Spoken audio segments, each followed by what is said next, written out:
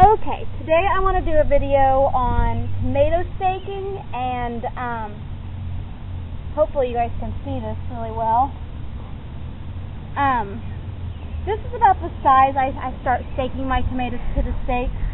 I put the stakes in when the plants are still really small and immature so that you don't damage the root system. So these stakes have been in here for a couple weeks, and they're probably 16 inches in the ground, so they're a lot taller than they seem.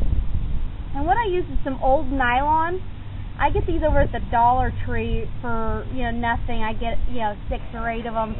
No, don't touch, Gabriel. Thank you. Come over here and help me. You can be in the video. That's my sweet boy. So, I basically just take some scissors and cut a circle. This is the end, so I'm going to cut off the ends. But I have a circle of the nylons, pantyhose or whatever. And the nice thing is these are stretchy, so they won't injure your plants when you bind them, because they'll have a little stretch when the wind blows.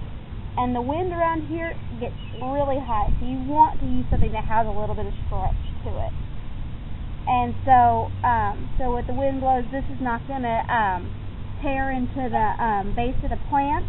So this is how I do it, and basically what I do is I stake every 6 inches or so. So usually I put my hand down there and about a hand's width, so about right here is where I'll stake next. They're not ready to be staked a second time, just the first time to hold them here upright. And I make sure that there's no suckers coming up. You see right here in the crook here, there's a sucker coming off right here. I'll go ahead and remove that because I don't want any suckers to be sucking energy away from the tomato production. And I really do want these to get taller because I really don't have space for them to go out. So I will be doing this with all of my plants, and it's just really easy. It's cheap because usually I use nylons that are, already, used, or I buy them, at the dollar store for $1 expressly for this purpose because I really don't wear pantyhose very often. So this is how I do it. I recommend using nylon because it does have that stretch and it won't, it won't cut your plants away. Some twines will, and these tomatoes are, while they're very well hardened off and everything, I don't want to take any chance of there becoming a cut here and the whole plant collapsing. So that's the way I do it, and a lot of people use this method. I learned it from a family friend who was an excellent gardener for many moons before he passed away, and a lot of people use tomato cages. I recommend this method because this is so cheap. I get 6 of these for $6 at the hardware store, and they are 5 feet tall.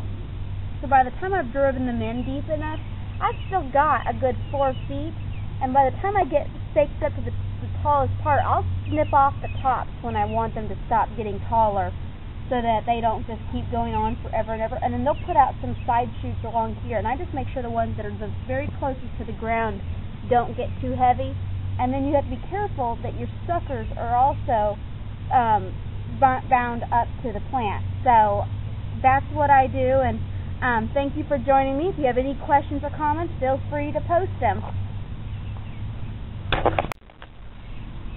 Okay, and through the magic of television, they are done. They are all officially bound up. You can see that one's bound, and all of them are now bound except for that little one. I don't know why he's so tiny compared to all of his friends, but he'll get there. But I've got them all. This one's even got 2.